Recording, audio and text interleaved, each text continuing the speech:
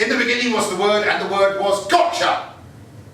And Lord Rupert said, let there be a royal family. Let unlimited quantities of trivia and drivel be written about them. Yea, even up to the point where a mentally subnormal yak couldn't possibly find it interesting anymore. Let babies be born out of this royal family. Let the huge phrase of sycophantic, nauseating sludge written about them surpass even that written about their parents, even though these babies and their parents are as interesting as a wet afternoon on the terraces at Sellers Park. And the Lord Rupert said, let there be soap operas. Let each of these soap operas be so mind-numbing moronic as to make a wet afternoon at Sellers Park seem a truly uplifting experience. Let entire forests and the ecological balance of several continents be destroyed in the endless vistas of retarded outpourings about these unspeakable transmissions, and let there be enormous breasts, and endless bonking, and hours and days and weeks and months and years of chauvinistic propaganda written by semi-literate, sexually inadequate, craven toadies, so that the brain-dead brats like the bonking and the soap operas and the breasts of the royal stories get the politics as well. And let any journalist who tries to stand up to the editor and proprietor in the name of decency and intelligence and integrity and journalistic standards be summarily dismissed and cast forever into a bottomless pit of decomposing chimpanzee smegma. And let those journalists who suffer this fate rejoice at the great career move they have just made. And the Lord Rupert looked at his work, and even he thought it was a load of crap. But this was the enterprise culture, and it sold millions, so it was good. And on the same basis, he decided to take over the television too. And the earth itself wept. And little robins vomited.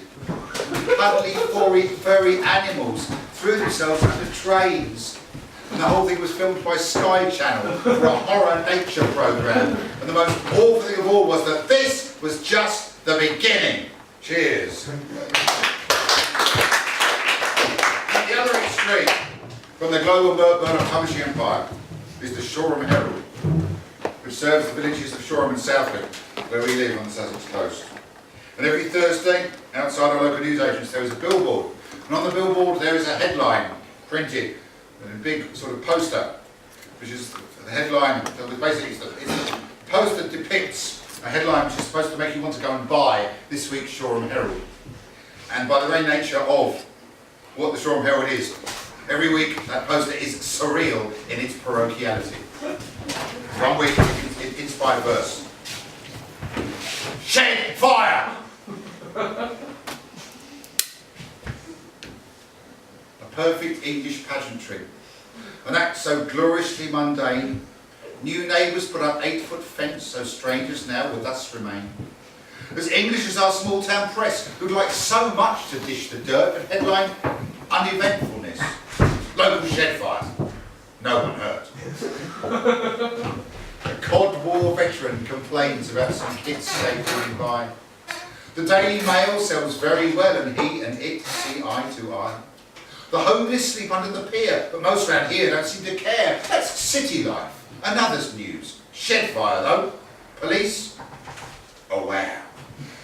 The poster yells it, black and white. A headline story, that's for sure. And there's a pull-out TV guide for folk who rarely ask for more. And two, more lively than the rest, are chatting in the autumn sun. Not in their backyard, thank God, but shed fire. Little Danny.